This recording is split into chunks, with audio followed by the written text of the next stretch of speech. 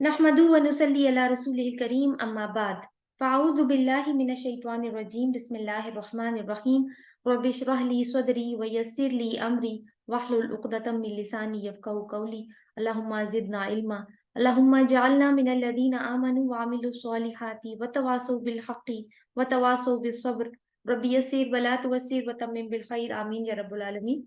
माज़रत last week में session नहीं हो सका मेरी अपनी पर्सनल मसरूफियात की वजह से। हमने जो उससे पहले सेशन किया था सूरह आल इमरान का, उसका एक रीकैप ले लेते हैं। आयात हैं 37 से लेके 48 तक। मुख्तलिफ वाक़यात हमने पढ़े थे उसके अंदर, जैसे कि मरियम अलैहिस्सलाम की परवरिश और तरबियत का एक मामला था। फिर याह्या अलैहिस्सलाम, ज़करिया अलैहिस्सलाम का अल्लाह ताला से औलाद की दुआ करना और अल्लाह ताला का उनको हज़रत याह्या की बशारत देना, जो कि जिनके बारे में काफ़ी सिफ़ात भी अल्लाह ताला ने बयान की। फिर मरियम अलैहिस्सलाम को फ़रिश्तों का ईसा अलैहिस्सलाम की पैदाइश की खबर देना।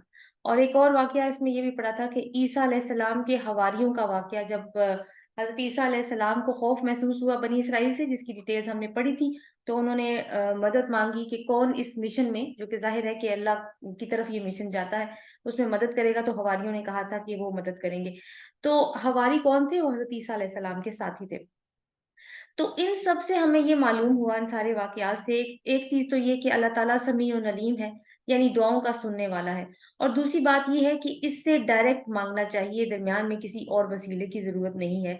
और हमने हर जगह पे ये देखा इन सारे वाक़यात में कि फ़रिश्ते बात कर रहे हैं, या फिर एक नबी बात कर रहा है, लेकिन आगे से जो अहले ईमान है वो फ़रिश्तों को या अपने नबी को जवाब दे, नबी को तो जवाब दिया है हवारियों ने, लेकिन बाद में दुआ अल्लाह ताला से की है। इसी तरह हज़रत ज़करिया अलैहिस्सलाम, फ़रिश्ते उनसे बात कर रहे थे, हज़रत मरियम अलैहिस्सलाम से फ़रिश्ते बात कर रहे थे, लेकिन वो जवाब अल्लाह ताला को दे रही थी, यानी दुआ अल्लाह ताला से ही कर रही थी।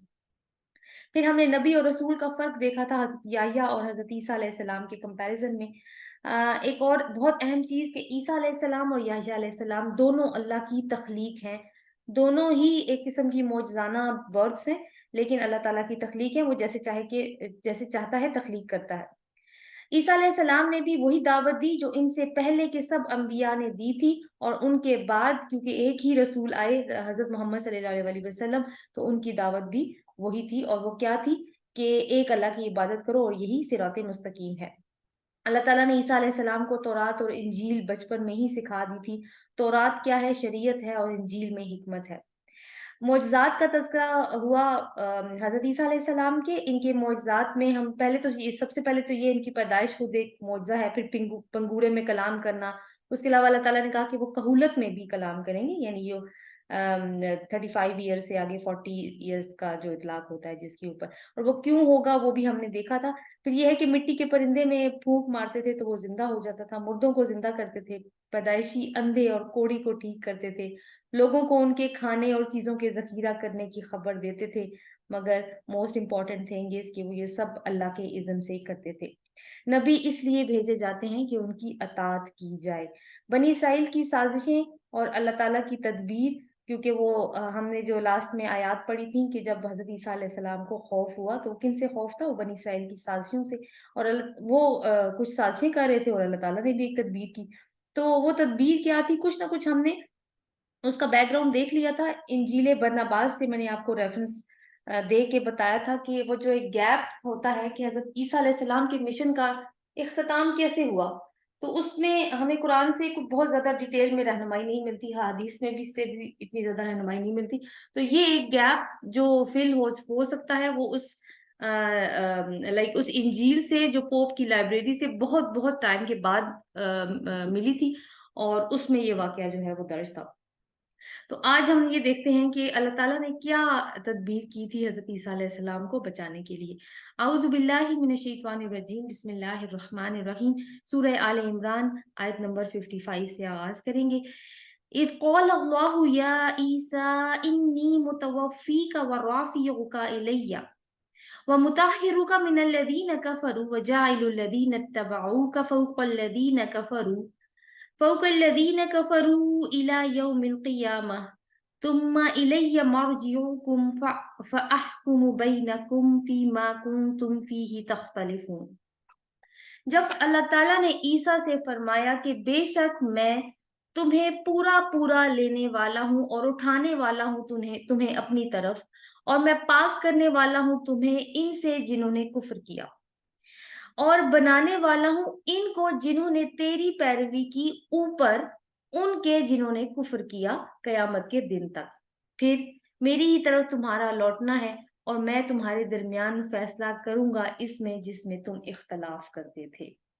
تو یہ اس آیت کو پڑھ کے ہمیں کیا معلوم ہوتا ہے کہ اللہ تعالیٰ نے حضرت عیسیٰ علیہ السلام کو اٹھا لیا، اوپر اٹھا لیے۔ جو دو الفاظ یہاں پہ استعمال ہوئے دونوں کو انڈر لائن کر لیجیے، وہ توفی کا اور رافیو کا۔ اس کو دیکھ لیتے ہیں تھوڑا سا کھول کے، تھوڑا سا گرامیٹیکل اس کے اندر وہ ہیں پیچیدگیاں ہیں، لیکن کوشش کروں گی کہ جتنا سمپل ہو سکے اتنا بیان کر سکوں اس کو۔ یہ جو لفظ متوفی کا استعمال، اس میں توفا ایک لفظ ہے۔ توفا کے معنی ہوتے ہیں پورا پورا لے لینا اور وصول کر دینا۔ یہی لفظ استعمال ہوتا ہے موت کے لیے بھی، جیسے کہ میں آپ کو کچھ مثالیں دے رہی ہوں۔ سورہ نساء کی آیت نمبر 97 ہے، ان الذین توفاہم الملائکۃ ظالمی انفسہم، وہ لوگ جن کی جان فرشتے نکالتے ہیں اس حال میں کہ وہ اپنے اوپر ظلم کرتے تھے۔ تو یہاں پہ بھی یعنی فوت کرنے کے معنی میں آئے۔ سورہ زمر میں اللہ یتوفی الانفس حین الموتھا، اللہ جانوں کو ان کی موت کے وقت وفات دے دیتا ہے۔ لیکن یہاں پہ یہ جو لفظ استعمال ہوا ہے نا، یہ روح قبض کرنے کے جو روح قبض کرنے کا میننگ ہوتا ہے نا، یہ اس لفظ کا مجازی استعمال ہے، لغوی معنی نہیں ہے۔ یہاں یہ لفظ کن معنی میں استعمال ہو رہا ہے؟ جیسے آپ کہیں کہ کسی کو کوئی کام کرنے کے لیے، جیسے کوئی باس ہے اور اپنے کسی اہلکار کو کسی علاقے میں اپوائنٹ کرتا ہے کسی خاص ڈیوٹی کے لیے، اور پھر اسے ریکال کر لیتا ہے، واپس بلا لیتا ہے، اور یہ اس کی اپنی مرضی ہے، وہ جب بھی چاہے یہ کرے۔ تو حضرت عیسیٰ علیہ السلام کے کیس میں بھی ایسا ہی ہے کہ اللہ تعالیٰ نے ان کو پورا پورا لے لیا۔ یعنی دیکھیں، جب دنیا میں ہم انسان جب مرتے ہیں تو ہماری روح لے لی جاتی ہے، ٹھیک ہے؟ جب روح لے لی جاتی ہے تو جسم یہی رہتا ہے جس کو ہم دفناتے ہیں۔ لیکن عیسیٰ علیہ السلام کے کیس میں کیا ہوا کہ روح اور جسم سمیت اللہ تعالیٰ نے ان کو اپنے پاس بلا لیا۔ یہ اس لفظ کے اوپر نا بہت زیادہ بحث ہے، اور بحث جو ہے وہ کافی غلط نتیجے پہ چلی جاتی ہے کہ احمدیوں اور قادیانیوں نے کافی ایکسپلائٹ کیا ہے اس کو، یہ ثابت کرنے کے لیے کہ عیسیٰ علیہ السلام واقعی فوت ہو چکے ہیں، بالکل ایسے ہی جیسے دنیا کے دوسرے انسان فوت ہو چکے ہیں، اور اب وہ واپس نہیں آئیں گے۔ یہاں تک کہا جاتا ہے کہ وہ کشمیر میں کہیں پہ دفن ہے، ٹھیک ہے؟ تو اب یہ ہے کہ جب تک ہم اس چیز کو انڈرسٹینڈ نہیں کرتے، عام طور پہ تو مسلمانوں کے دل میں کوئی ایسا گمان نہیں گزرتا کہ اس بات کے اندر کوئی وہ ہوگی۔ لیکن چونکہ وہ آپ کو پتہ ہے نا کہ شروع میں ہی اللہ تعالیٰ نے ہمیں بتا دیا تھا کہ دو طرح کی آیات ہیں، محکمات بھی ہیں اور متشابہات میں بھی ہیں۔ تو یہ محکمات ہمیں صاف پتہ چل رہا ہے کہ اللہ تعالیٰ کیا کہنا چاہ رہے ہیں، لیکن جن کے دلوں میں ٹیڑھ ہوگا وہ کہاں پہ جائیں گے؟ وہ متشابہات کے پیچھے ہی جائیں گے۔ تو یہاں پہ یہ ہے کہ اللہ تعالیٰ نے ان کو پورا پورا لے لیا۔ پھر دوسری چیز جو ہے وہ یہ ہے ساتھ میں جو اس کے آگے، وہ رافیو کا مطلب ہے اٹھا لینے والا ہوں تجھے۔ اب اٹھا لینے والا کا مطلب کیا ہے کہ صاف صاف پتہ چل رہا ہے کہ ایک جگہ سے لے کے ایک اونچی جگہ پہ، ایک نیچی جگہ سے لے کے لیا اور ایک اونچی جگہ پر لے گئے۔ اس کو بھی اب ظاہر ہے کہ متوفی کا مطلب اگر وہ یہ کر رہے ہیں کہ وہ فوت ہو گئے اور بالکل ایسے ہی جیسے انسان فوت ہوتے ہیں، تو پھر رافیو کا اس کو کرنا پڑا، اور وہ یہ کیا کہ وہ درجات میں اللہ تعالیٰ نے ان کو بڑھا دیا۔ حالانکہ درجات کے لیے بھی اللہ تعالیٰ نے قرآن میں درجہ کا لفظی استعمال کیا ہے، ٹھیک ہے؟ تو اب یہ ہے کہ یہاں پہ ہے کہ اللہ تعالیٰ نے ان کو پورا پورا یعنی اٹھا لیا آسمان کی طرف۔ اس کو رفع عیسیٰ بھی کہا جاتا ہے اسی لفظ کی وجہ سے، یا رفع سماوی، حضرت عیسیٰ کا رفع سماوی ہو گیا، یا رفع عیسیٰ بھی کہا جاتا ہے اس کو۔ وَمُطَهِّرُكَ، اور میں پاک کرنے والا ہوں تجھے، من الذین کفروا، ان لوگوں سے جنہوں نے کفر کیا۔ یہ پاک کر دینے والے کا کیا کرنے سے کیا مراد ہے یہاں پہ؟ کہ میں ان لوگوں سے تمہیں نکالنے والا ہوں، الگ کرنے والا ہوں جنہوں نے تمہارا انکار کیا۔ الگ کر لیا نا اللہ تعالیٰ نے ان کو، بالکل ایسے جیسے کہ مکھن میں سے بال کی طرح نکال کے اپنے پاس محفوظ انداز میں بلا لیا۔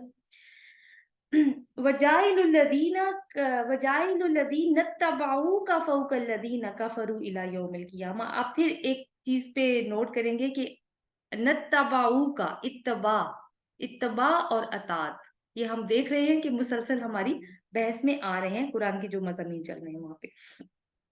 यानी अल्लाह ताला कह रहे हैं कि मैं उन लोगों को जिन्होंने तुम्हारी इत्तिबा की, उन लोगों से ऊपर रखूंगा जिन्होंने तुम्हारा कुफ्र किया। यानी हजरत ईसा अलैहिस्सलाम से कह रहे हैं। कब तक? कयामत के दिन तक। अब इसका क्या मतलब हो सकता है? इसमें ना मुख्तलिफ आ रहा है। एक तो ये है कि क्योंकि ईसा अलैहिस्सलाम के मानने वाले अपने आप को ईसाई कहते हैं, तो ईसाइयों के बारे में कहा जाता है कि ईसाई यहूदियों से ऊपर होंगे, क्योंकि यहूदियों ने कुफर किया था। कुफर करने का मतलब यह है कि जिन्होंने हजरत ईसा अलैहिस्सलाम को नबी मानने से इनकार कर दिया। यानी ईसाइयों को मुआशी, मुआशरती और सियासी बर्तरी हासिल होगी यहूदियों पर। लेकिन एक नुक्ता यहाँ पे इत्तिबा का है कि यहाँ पे इत्तिबा का लफ्ज आया है, जिसका मतलब होता है, मतलब आम अल्फाज में तो हम यही कह सकते हैं कि नबी की अतात करना। तो ईसा अलैहिस्सलाम की अतात तो ईसाइयों ने या इत्तिबा तो नहीं की, वो तो शिर्क करते हैं। वो तो उलूहियत में उनको हिस्सेदार मानते हैं, या फिर ये कहते हैं कि ईसा जो है वो खुद ही खुदा है। तो फिर इसका फिर क्या मतलब हुआ? इसका एक मतलब तो ये है कि जब ईसा अलैहिस्सलाम वापस आएंगे ना एंड ऑफ टाइम्स की निशानियों में, जिसकी अलामात रसूलुल्लाह सल्लल्लाहु अलैहि वसल्लम ने हमें बहुत क्लियरली बताई हैं और सही हदीस में मौजूद भी हैं, तो इनको मानने वाले उन लोगों से ऊपर होंगे। यानी उस टाइम पे जब हजरत ईसा अलैहिस्सलाम वापस आएंगे तो उनको मानने वाले उन लोगों के से ऊपर होंगे जो उनको नहीं मानेंगे। जब आखिरी जमाने में जंगें होंगी और एक तरफ ईसा अलैहिस्सलाम और उनके अहले ईमान साथी होंगे, यानी एक पार्टी ये होगी, और दूसरी तरफ तागूती कुव्वतें होंगी, तो अल्लाह ताला ईसा अलैहिस्सलाम और इनके साथियों को फतह देगा, यानी उनको ऊपर करेगा। और ये सब क़यामत के करीब होगा। ठीक है। दूसरी बात एक और भी इसके अंदर आएगी, उसका तज़किरा थोड़ी देर बाद करूंगी और इस आयत का रेफरेंस भी दूंगी। फिर अल्लाह ताला ने क्या कहा? सुम्मा इलैया मरजिउकुम, फिर तुम्हें मेरी ही तरफ लौट कर आना है। फहकुमु बैनकुम फीमा कुंतुम फीही तख्तलिफून, तो फिर मैं फैसला कर दूंगा उस चीज में जिसमें तुम इख्तलाफ करते थे। अब जाहिर है ये तो अटल हकीकत है कि ईसाई हैं, यहूदी हैं, मुसलमान हैं, जो भी कुछ है, कयामत के बाद तो सबने अल्लाह ताला ही की तरफ जाना है। तो जिन चीजों का फैसला यहाँ पे रह जाएगा, जिसमें इख्तलाफात थे या जो भी था, उनका फैसला अल्लाह ताला करेंगे। यहाँ पे किस मामले में इख्तलाफ किया? नबूवत के मामले, हज़रत ईसा अलैहिस्सलाम की नबूवत के मामले में भी इख्तलाफ किया, ये नबूवत और रिसालत दोनों के मामले में, और साथ में उनकी वफात के ऊपर भी इख्तलाफ किया। ये आगे भी मजमून इंशाल्लाह खुलेगा, क्योंकि इनके अंदर ये इख्तलाफ है। कुछ लोग कहते हैं कि वो फौत हो गए और कुछ कहते हैं कि वो, ईसाइयों के अंदर भी इख्तलाफ है बल्कि, और यहूदियों के अंदर भी है। यहूदियों को तो खैर साफ साफ कहना है कि हमने उन्हें कत्ल कर दिया था। अगली आयत देखते हैं। फ़अम्मल्लज़ीन कफ़रू फ़अुअज़्ज़िबुहुम अज़ाबन शदीदन फ़िद्दुनिया वल आखिरा, तो रहे वो लोग जिन्होंने कुफर किया तो मैं उन्हें अजाब दूंगा, सख्त अजाब, दुनिया में भी और आखिरत में भी। वमा लहुम मिन नासिरीन, और उनके लिए कोई नहीं होगा मददगारों में से। तो काफिर कौन है यहाँ पे?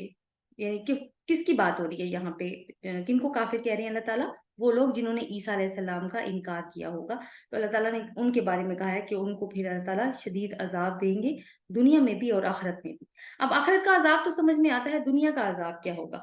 ये दुनिया का अजाब जो है ना, ये मुख्तलिफ नौइयत का हो सकता है। जैसे एक ये भी अजाब की शक्ल है कि अल्लाह ताला हमें फिरके फिरके में बांट दे, और फिरका वारियत की वजह से जो इख्तलाफात फैले वो भी एक किसी चीज की फॉर्म है। फिर एक इसमें चीज ये है कि कौम मगलूब हो जाए, कोई और कौम उसके ऊपर गालिब आ जाए। देन इनफरादी सतह पर भी ये है कि जज्बाती लेवल के ऊपर जाके भी तकालीफ दी जाए। और आपको पता है कि जज्बाती लेवल की जो तकालीफ होती हैं वो जिस्मानी लेवल से ज्यादा होती हैं। अभी जैसे आजकल आप देखें कि हम लोग काफी जज्बाती तौर पर वाबस्ता हो चुके हैं अपने फलस्तीनी भाइयों बहन भाइयों के साथ जिनके साथ जुल्म हो रहा है, लेकिन चूंकि फिजिकली कुछ कर नहीं पा रहे, तो आप देखें कि ये तकलीफ कितनी ज्यादा है हमारे अंदर, एक गिल्ट का एहसास जो है वो बढ़ता चला जा रहा है। तो अल्लाह ताला ने कहा फिर इनके लिए कोई मददगारों में से कोई नहीं होगा। यानी इन लोगों की बात की जिन्होंने ईसा अलैहिस्सलाम का कुफर किया। नासिरीन, जो नसरा होता है ना, वो कौन सी मदद होती है? जो बड़ी तकलीफ के मौके पे जरूरत होती है जिसकी, जैसे खास तौर पर फंसुरना अलल कौमिल काफिरीन, ऐसी दुआएं हमने पढ़ी है ना, जहाँ पे जंग के मौके पे मदद तलब की जाती है। तो जाहिर है जंग एक ऐसा मामला होता है जिसमें बहुत ज्यादा बड़ी मदद की जरूरत होती है, तो ये अल्फाज आते हैं। अब जाहिर है कि कयामत का मामला भी कोई छोटा मामला तो नहीं होगा, तो उसके लिए भी यही वाले अल्फाज इस्तेमाल किए जाते हैं। अगली आयत देखिए। अब ये तो काफिरों की बात थी, एक दूसरे ग्रोह की बात आ रही है। काफिरों के ऑपोजिट कौन होंगे? जाहिर है कि ईमान वाले होंगे। व अम्मल्लज़ीना आमनू व अमिलुस्सॉलिहाति, और रहे वो लोग जो ईमान लाए और उन्होंने नेक अमल किए। फयुवफ़्फ़ीहिम उजूरहुम, پھر یہاں پہ وہی والا لفظ وہ ہم پہ متوفی کا آیا تھا، اور وہاں یہاں پہ فیوفیہم، تو وہ پورے دے دے گا ان کو اجورہم، ان کے اجر، واللہ لا یحب الظالمین، اور اللہ ظالموں سے محبت نہیں کرتا۔ یعنی اب یہ ہے کہ پہلے تو وہ آئی تھی بات کہ ان کو جنہوں نے کفر کیا ان کے لیے کیا وعید ہے، عذاب شدید کی دنیا میں بھی اور آخرت میں بھی۔ اس کے اپوزٹ گروہ کون سا ہے؟ وہ لوگ جو ایمان لائے اور انہوں نے نیک عمل کیے۔ آپ نے دیکھا ہوگا کہ ایمان کے ساتھ عمل بھی ساتھ میں آتا ہے، یعنی عمل کتنا ضروری ہے، اور اگر خالص ایمان آ جائے، یقین ہو جائے دل کے اندر، تو پھر عمل میں چیزیں ڈھلتی ہی ڈھلتی ہیں، ایسا نہیں ہو سکتا۔ اور اگر عمل میں نہیں ڈھل رہی چیزیں، اس کا مطلب ہے کہ پھر ایمان کے لیول کو چیک کرنے کی ضرورت ہے، یا اپنے ایمان کو ری وزٹ کرنے کی ضرورت ہے۔ تو اللہ تعالیٰ نے کہا کہ ان کو پورے ان کے جو اجر ہیں یا بدلے ہیں وہ دے دیے جائیں گے، اور کسی قسم اور اللہ ظالموں سے محبت نہیں کرتا۔ اس کا مطلب یہ ہے کہ ایک تو ظالموں سے مراد یہاں پہ انکار کرنے والے، یا پھر آپ یوں سمجھیے یہود بھی ہو سکتے ہیں۔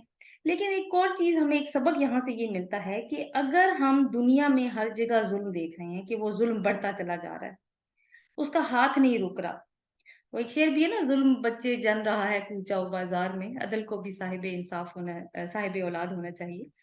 تو ہمیں نظر آتا ہے کہ کہیں پہ ہمیں جسٹس نظر نہیں آتا، بلکہ ظلم بڑھتا ہوا نظر آتا ہے۔ ایسے لگتا ہے جیسے ظالموں کو کھلی چھٹی دے دی گئی ہے۔ تو اللہ تعالیٰ یہاں پہ کہہ رہے ہیں کہ یہ مت سمجھ لینا کہ اللہ تعالیٰ ان سے محبت کرتا ہے اسی لیے ان کو کھلی چھٹی دے دی گئی ہے، نہیں، ایسی بات نہیں ہے۔ یہ دنیا تو امتحان کی جگہ ہے ہر ایک کے لیے، کیونکہ ابھی بتاتے ہیں نا کہ اعمال پہ فیصلہ ہونے والا ہے، تو فیصلہ ہر کسی کا اس کے اعمال کے مطابق ہوگا۔ اسی لیے کیونکہ دیکھیں اللہ تعالیٰ نے دونوں راستے ہمیں دکھا دیے ہیں، اس کے بعد اپنی مرضی ہے، اس کے اوپر ظاہر ہے کسی کو کوئی زبردستی تو رکھی نہیں ہے اللہ تعالیٰ نے۔ آگے دیکھتے ہیں، ذَلِكَ نَتْلُوهُ عَلَيْكَ مِنَ الْآيَاتِ وَذِكْرِ الْحَكِيمِ، یہ ہم تلاوت کرتے ہیں اسے آپ پر آیات میں سے اور ذکر بہت حکمت والے سے۔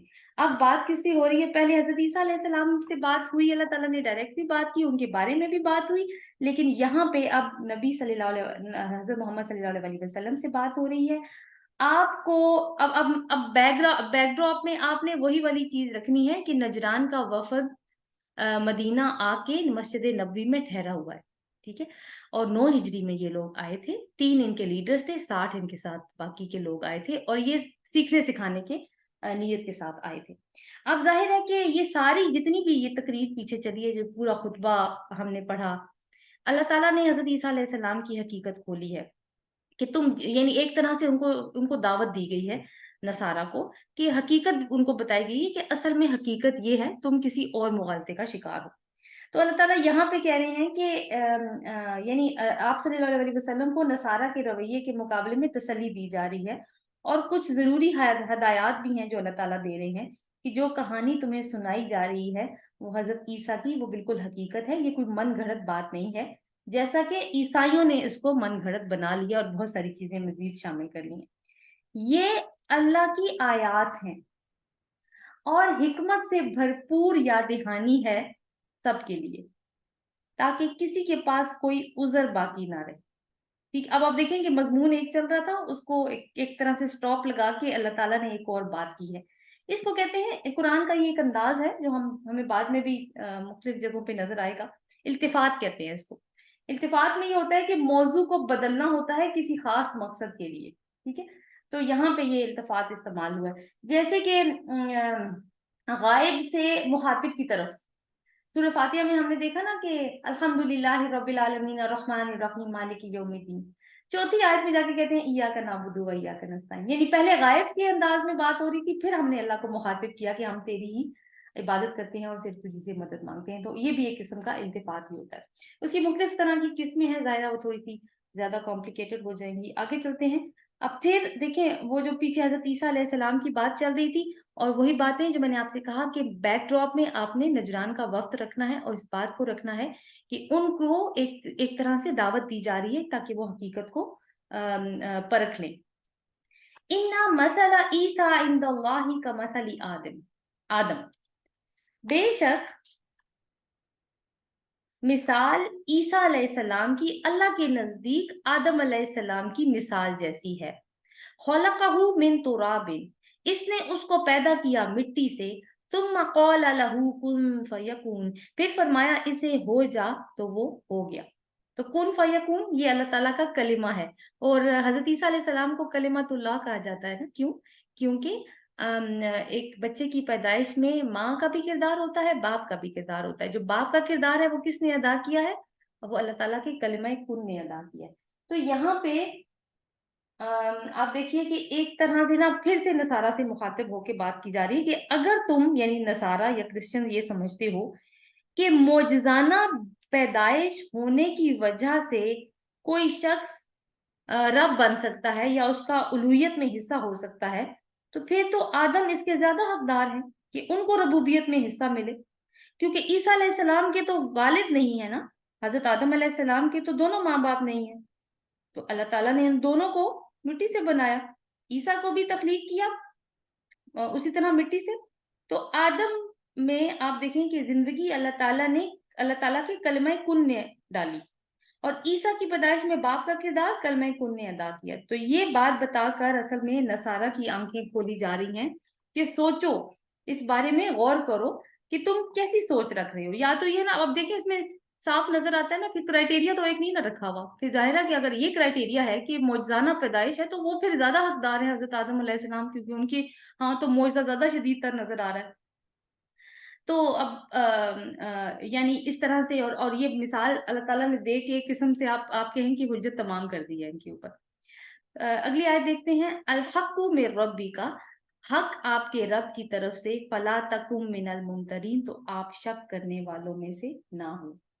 ابھی بھی رسول اللہ صلی اللہ علیہ وسلم سے اب بات کی جا رہی ہے کہ یہ جو حق ہے، یعنی یہ جتنی بھی آپ کو حقیقت بتائی جا رہی ہے، جو آیات دی جا رہی ہیں، یہ ساری آپ کے رب کی طرف سے حق ہیں، تو آپ شک کرنے والوں میں سے نہ ہو۔ تو اس کا یہ مطلب نہیں ہے کہ ہمارے نبی صلی اللہ علیہ وسلم کو خدا نہ خواستہ کسی قسم کا کوئی شک تھا، بس اتنی بات ہے کہ رسول اللہ صلی اللہ علیہ وسلم کو، کیونکہ وہی تو رسول اللہ صلی اللہ علیہ وسلم کے قلب مبارک پر نازل ہو رہی ہے اور ان کی زبان مبارک سے ادا ہوگی تو لوگ سنیں گے، تو سنایا اصل میں لوگوں کو جا رہا ہے۔ اور یہاں پہ یہ ہے کہ نصارہ کو بھی سنایا جا رہا ہے، کیونکہ ظاہر ہے کہ وہی نازل ہو رہی ہے تو نصارہ بھی اس کو ابھی سن رہے ہیں، کیونکہ ابھی تک وہ مدینہ میں موجود ہیں۔ تو یہاں پہ اللہ تعالیٰ نے یہی فرمایا ہے۔ اب ممترین کو دیکھ لیتے ہیں کہ ممترین جو ہے نا وہ ایک کس کس قسم کا شک ہے۔ تو یہ اس طرح کا شک ہے کہ جو انسان کے دل میں اس وقت پیدا ہو جب کوئی بڑے ہی کنونسنگ انداز میں اس شک کو کسی کے اندر اتارے اور دوسرے کو بھی شک کا شکار کر دے، حالانکہ پہلے اس بندے کو یقین تھا اس بات کا، لیکن کسی نے اتنے کنونسنگ انداز سے بات کی کہ اس کو بھی شک میں ڈال دیا۔ چونکہ نجران کے جو عیسائی تھے وہ اس طرح کی باتیں کرتے تھے، جیسے فار ایگزامپل میں ایک مثال دیتی ہوں کہ کیا آپ کو معلوم نہیں کہ اللہ جو چاہے کر سکتا ہے؟ اب ہم سے بھی کوئی یہ سوال کرے تو ہم کیا کہیں گے؟ ہاں بالکل، بے شک ایسی ہی بات ہے۔ تو آگے سے پوچھیں گے، سوال ایک اور ہوگا، تو کیا وہ اولاد پیدا نہیں کر سکتا؟ تو شک میں ڈال دیا نا، دیکھیے بات ایسی کی نا، کنونسنگ انداز سے بات شروع کی۔ تو آپ دیکھیں کہ ایک کنونسنگ آرگیومنٹ لے کر آتے ہیں تاکہ اس بندے کے دل میں بھی شک ڈال دیں جس کا دل پہلے یقین کی طرف مائل تھا۔ لیکن حق کیا ہے؟ اللہ تعالیٰ نے کہا کہ حق آپ کے رب کی طرف سے، وہ کیا ہے؟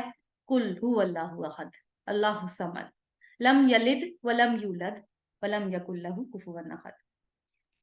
اچھا جی، اس میں ایک چیز یہ ہے کہ یہاں تک جتنی بھی بات ہو چکی ہے اس کو تھوڑا سا سم اپ کرنے کی کوشش کریں تو جو نکات یا جو پوائنٹس رکھے گئے ہیں نجران کے عیسائیوں کے سامنے، وہ یہ ہے کہ جو جو جو عقیدہ تم نے گھڑ لیا ہے نا کہ مسیح یا حضرت عیسیٰ علیہ السلام جو ہے وہ ان کا ربوبیت میں کوئی حصہ تھا، اور جو وجوہات ہیں تمہارے دل میں اس عقیدے کو جو تم نے پالا ہے اس کو صحیح ماننے کے لیے، وہ وجوہات ہی ٹھیک نہیں ہیں، کیونکہ وہ ایک انسان تھا جس کو اللہ تعالیٰ نے جس طرح چاہا تخلیق کیا، جیسے چاہے اس کو معجزے عطا کیے، اور معجزے کیوں عطا کیے؟ یہ معجزے کرنا کوئی ربوبیت کی نشانی نہیں بن جاتی، بلکہ نبیوں کو اللہ تعالیٰ معجزے عطا کرتے رہے ہیں، پہلے بھی کرتے رہے ہیں، اور یہ اس وجہ سے اللہ تعالیٰ کرتے ہیں تاکہ ایک نبوت کی علامت بن کے سامنے آئے چیز۔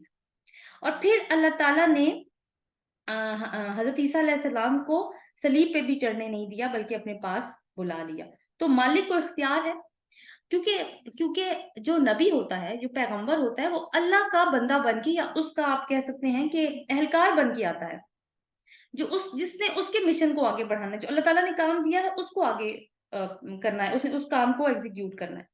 تو مالک کو اختیار ہے وہ اپنے بندے کو جس طرح سے چاہے یوز کرے۔ تو ان چیزوں سے یہ نتیجہ نہیں نکالا جا سکتا کہ وہ خود مالک ہے، یا یہ کہ وہ مالک کا بیٹا ہے، یا یہ کہ ملکیت میں اس کا کوئی حصے دار ہے۔ تو ان چیزوں میں سے کوئی بھی یہ چیز ثابت نہیں کرتی جو تم نے عقیدہ پال رکھا ہے۔ دوسری اہم بات جو سمجھائی گئی ہے وہ یہ ہے کہ عیسیٰ علیہ السلام جس چیز کی طرف دعوت دینے آئے تھے وہ وہی چیز تھی جس کی طرف محمد صلی اللہ علیہ وسلم دعوت دے رہے ہیں۔ اور کیا کہا تھا حضرت عیسیٰ علیہ السلام نے، ہم نے پیچھے پڑھا بھی کہ میرا رب اور تمہارا رب اللہ ہی ہے، بس اسی کی عبادت کرو اور یہی سیدھا راستہ ہے۔ یہ نہیں کہا کہ میری عبادت کرو، بلکہ اپنے آپ کو بندہ ثابت کیا اللہ تعالیٰ کا۔ تو دونوں کے مشن میں کوئی فرق نہیں ہے، یعنی جس طرح ہر نبی نے توحید کی دعوت دی ہے اور شرک کا ابطال کیا ہے، بالکل ایسے ہی عیسیٰ علیہ السلام نے کیا، اور وہی دعوت اب محمد صلی اللہ علیہ وسلم دے رہے ہیں۔ تیسرا جو بیسک نقطہ اس خطبے کا ہے وہ یہ ہے کہ حضرت عیسیٰ علیہ السلام کے بعد اب ان کا کیونکہ حواریوں نے پھر آگے سے وہ ان کا مشن وہ کرنا شروع کیا تھا، پھیلانا شروع کیا تھا، تو ان کا بھی دین یہی والا دین تھا۔ کون سا؟ اسلام، جو قرآن پیش کر رہا ہے۔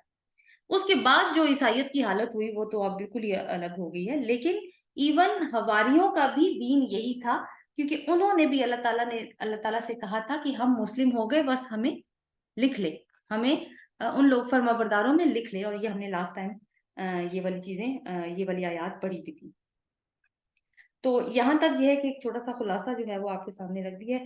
آگے آیت نمبر 61 دیکھ لیتے ہیں، جسٹ اے سیکنڈ۔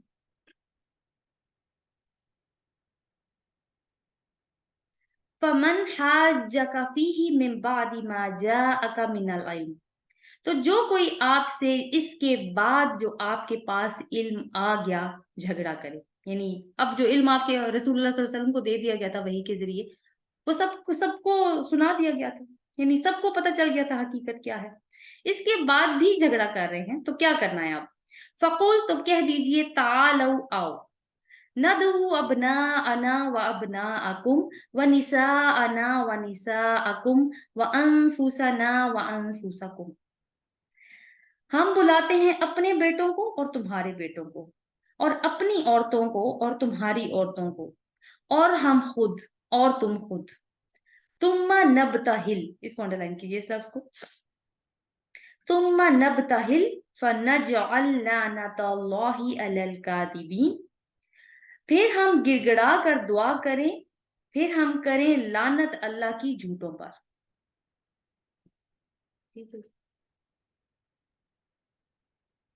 اب یہاں پہ جو ایک اہم لفظ ہے وہ کیا ہے؟ نبتہل۔ نبتہل کو پہلے ہم تھوڑا سا دیکھ لیتے ہیں۔ یہ اب حل سے ہے، اس کا مطلب ہوتا ہے کہ تم جس حال میں ہو نا اسی میں رہو۔ اتنے مباحثے کے بعد، اتنی نشانیاں دکھانے کے، آیات کے اترنے کے بعد بھی اگر تم نہیں مانتے تو ٹھیک ہے، جمے رہو، ٹھیک ہے۔ تو اب یہاں پہ کیا ہے کہ نبتہل، کوئی ایسا معاملہ جس میں اگر بات نہ بنے، یعنی حجت بھی تمام ہو جائے، اتنے آرگیومنٹس دیے جائیں کہ حجت تمام کر دی جائے، پھر بھی اگلی پارٹی نہ مانے، تو اب کیا کیا جاتا ہے؟ اب اللہ کو شامل کیا جاتا ہے اس کے اندر، کہ وہی تمہیں بتائے گا کہ کیا ہو، کہ حقیقت کیا ہے۔ یعنی دعوت دی جا رہی ہے نا نجران کے وفد کو، اور ہر طرح سے ان کو کنونس کرنے کی کوشش کی جا رہی ہے، اور آخر میں اللہ تعالیٰ نے یہ بھی کہہ دیا کہ ان کی جو مثال ہے وہ آدم جیسی، یعنی ایک طرح سے حجت تمام کر دی ہے ان کے اوپر، اور بات سمجھ میں آتی ہے، ٹھیک ہے، عام انسان بھی سنے تو بات سمجھ میں آتی ہے۔ اس طرح کے دلائل اللہ تعالیٰ نے دی ہیں، ابھی بھی تم نہیں مانے، وہ نہیں مانے، پھر بھی نہیں مانے اس دعوت۔ تو کیا ہوا؟ اب آخری مرحلہ پھر کیا ہوتا ہے؟ وہ ہوتا ہے مباہلہ کرنا، جس کو نبتہل جو ہے نا وہ مباہلہ کی طرف بھی جاتی ہے یہ چیز، یعنی اس کو کہتے ہیں مباہلہ کی دعوت دی گئی اس کو۔ اس میں ہوتا کیا ہے؟ بالکل جیسے اللہ تعالیٰ نے یہاں پہ بتایا، یعنی دعوت مباہلہ میں کیا ہوتا ہے کہ ہم نے تو تمہیں پوری طرح سے کنونس کرنے کی کوشش کی، مگر تم کنونس نہیں ہوئے، تو چلو آؤ، اپنے بیٹوں کو بھی بلا لو، ہم اپنے بیٹوں کو بلا لیتے ہیں، ہم اپنی عورتوں کو بلا لیتے ہیں، تم اپنی عورتوں کو بلا لو، ہم خود بھی آ جاتے ہیں اور تم خود بھی آ جاؤ، یعنی ایک میدان میں جمع ہو جاتے ہیں، اور پھر اللہ سے دعا مانگتے ہیں کہ ہم میں سے جو بھی جھوٹا ہے اس کے اوپر تو لعنت کر۔ یعنی لعنت کا مطلب کیا ہے؟ کہ اللہ کی رحمت سے ہمیشہ کے لیے دوری، جھوٹے پر اللہ کی لعنت۔ آپ خود دیکھیے کہ اپنے بچے، عورتیں، بوڑھے، سب کچھ، یعنی سارے اپنی فیملی کو یہ ایک طرح سے میدان میں ڈال دیا نا، یعنی اللہ تعالیٰ، اور اللہ کی لعنت اللہ کے عذاب کی شکل میں بھی آ سکتی ہے۔ یعنی اپنے عقیدے کی وجہ سے ہم ہم اتنے اسٹرانگ ہیں اپنے عقیدے میں کہ ہم تو اپنی زندگی بھی خطرے میں ڈالنے کو تیار ہیں، تو چلو تم بھی آ جاؤ پھر۔ اب یہ جب دعوت دی گئی تو انہوں نے کہا اب ایک دن دعوت دی جا رہی ہے نا، ٹھیک ہے، انہوں نے کہا ٹھیک ہے ہم کل آئیں گے، لیکن ہوا کیا، راتوں رات بھاگ گئے، یعنی گڈ بائی بھی نہیں بولا اور چلے گئے۔ اس کا کیا مطلب بنتا ہے کہ مان گئے تھے کہ حقیقت کیا ہے، جان گئے تھے، لیکن ان کو پتا تھا کہ مباہلے کی دعوت کریں گے تو نقصان ہمارا ہے۔ صبح جب رسول اللہ صلی اللہ علیہ وسلم نے دیکھا کہ وہ نہیں ہے، تو انہوں نے رسول اللہ صلی اللہ علیہ وسلم نے فرمایا کہ اگر وہ اس مباہلے میں آ جاتے تو آج کوئی بھی زندہ نہ بچتا، سب ختم ہو جاتے۔ اب ایک سوال یہ ہوتا ہے کہ کیا مباہلہ ہر کوئی کر سکتا ہے؟ نہیں، ہر کوئی نہیں کر سکتا، یہ صرف نبی کرے گا، کیونکہ اللہ تعالیٰ نے نبی کو اذن دیا ہے کہ تم یہ کام کرو۔ اگلی آیت دیکھتے ہیں، ان ھذا لہو القصص الحق، بے شک یہ البتہ وہ قصے ہیں جو سچے ہیں، یعنی ایک اللہ تعالیٰ نے وہ سٹوریز بنا کے بتائی ہیں نا ساری، جو پاسٹ کی سٹوریز ہیں جن کا ہمیں نہیں پتا تھا، لیکن آپ کو پتہ ہے کرسچنس کو پتا تھا اس چیز کا، کیونکہ ان کی کتابوں میں موجود تھی، لیکن مسلمانوں نے تو اب بائبل نہیں پڑھی ہوئی تھی، مسلمانوں کو تو نہیں پتا تھا اس بات کا۔ وما من الہ الا اللہ، اور نہیں کوئی الہ سوائے اللہ کے، وان اللہ لہو العزیز الحکیم، اور بے شک اللہ البتہ وہ بہت زبردست ہے اور خوب حکمت والا ہے۔ یعنی عیسیٰ علیہ السلام کے بارے میں جو کچھ بتایا گیا ہے وہ سچا ہے، وہ حق ہے، اور کوئی الہ نہیں سوائے اللہ کے۔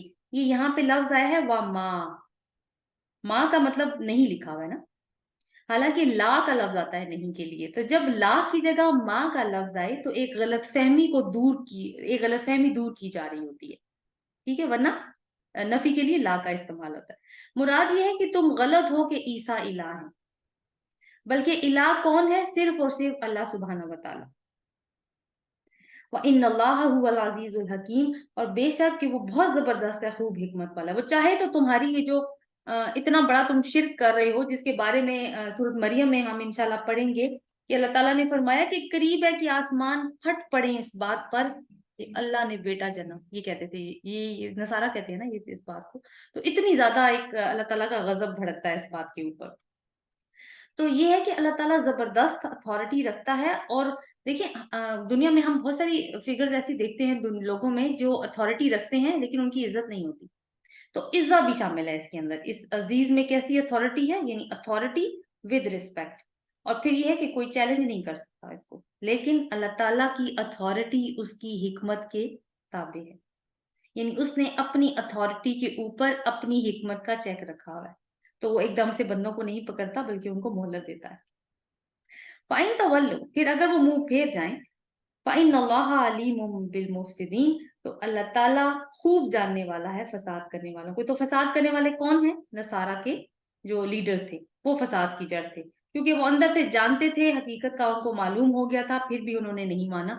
ظاہر ہے کہ لیڈر مان جاتے تو باقی عوام نے بھی مان جانا تھا، کیونکہ وہ انہی کی پیروی کر رہے ہوتے ہیں، لیکن تو اللہ تعالیٰ نے کہا اگر وہ منہ پھیر جائیں، یعنی اتنی ساری دعوت دی، پھر مباہلے کے لیے بھی بلایا، پھر چلے گئے، تو پھر ٹھیک ہے، پھر اللہ تعالیٰ تو خوب جاننے والا ہے کہ فساد کون پھیلا رہا ہے دنیا میں۔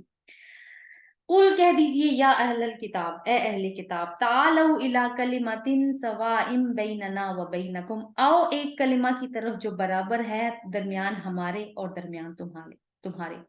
اللہ نعبد الا اللہ، کہ نہ ہم عبادت کریں مگر اللہ کی، ولا نشرک بھی، اور نہ ہم شریک کریں ساتھ اس کے شیئن کسی چیز کو، ولا یتخذ بعضنا بعضا اربابا من دون اللہ، اور نہ بنائے بعض ہمارے بعض کو مختلف رب سوائے اللہ کے۔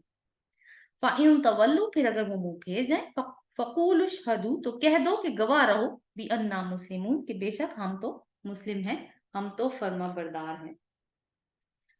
قُلْ یا اہل الکتاب، ترجمہ کیا ہے کہ اے اہل کتاب۔ کتاب کا مطلب ہوتا ہے لکھنا۔ اہل کتاب کہ وہ لوگ جو اپنے دین کا علم رکھنے والے ہیں، اصل میں ان سے بات کی جا رہی ہے، جنرلی یہود اور نصارہ مراد نہیں ہے یہاں پر، اور سب کے سب یعنی میسز انوالو نہیں ہے، صرف ان کے علم رکھنے والے مراد ہیں۔ ان سے کیا کہا جا رہا ہے کہ آؤ ایک کلمہ کی طرف جو ہمارے اور تمہارے درمیان ایک ہے، اور وہ کیا ہے کہ اللہ نعبد الا اللہ ولا نشرک بہ شیئا، کہ نہ ہم عبادت کریں مگر صرف اللہ کی، اور ہم اس کے ساتھ کسی کو شریک نہ ٹھہرائیں، یعنی کامن گراؤنڈز کی طرف آؤ۔ اور اب دیکھیں کہ بائبل میں ہے نا کہ اللہ تعالیٰ ہم سب کا رب ہے اور ہم اس کے ساتھ کسی کو شریک نہیں ٹھہراتے۔ وَلَا يَتَّخِذَ بَعْضُنَا بَعْضًا أَرْبَابًا مِّن دُونِ اللَّهِ، اور کوئی جو ہے وہ ہم میں سے بعض ہمارے بعض کو رب نہ بنائے اللہ تعالیٰ کو چھوڑ کر۔ حاتم طائی کا نام آپ نے سنا ہوگا، وہ بھی نصارہ تھے، اور ان کے بیٹے جو ہے نا وہ عدی بن حاتم، ان کو یہ سعادت نصیب ہوئی کہ انہوں نے اسلام قبول کیا رسول اللہ صلی اللہ علیہ وسلم کے ہاتھوں، پھر ان کے اصحاب میں شامل ہوئے۔ تو ایک دفعہ وہ رسول اللہ صلی اللہ علیہ وسلم کے پاس بیٹھے ہوئے تھے، تو انہوں نے اس آیت کے بارے میں بات کی اور کہا کہ ہم تو ایسے نہیں ہیں کہ انسانوں میں سے رب بنا لیں کسی کو۔ تو رسول اللہ صلی اللہ علیہ وسلم نے فرمایا کہ کیا ایسا نہیں ہے کہ تمہارے علماء جب کسی چیز کو حرام ٹھہرا دیتے ہیں تو تم اس کو فالو کرتے ہو، اور جب کسی حرام چیز کو حلال ٹھہرا لیتے ہیں تو عوام اس کو فالو کرتی ہے؟ تو عدی بن حاتم نے کہا کہ ہاں ایسا ہی ہے۔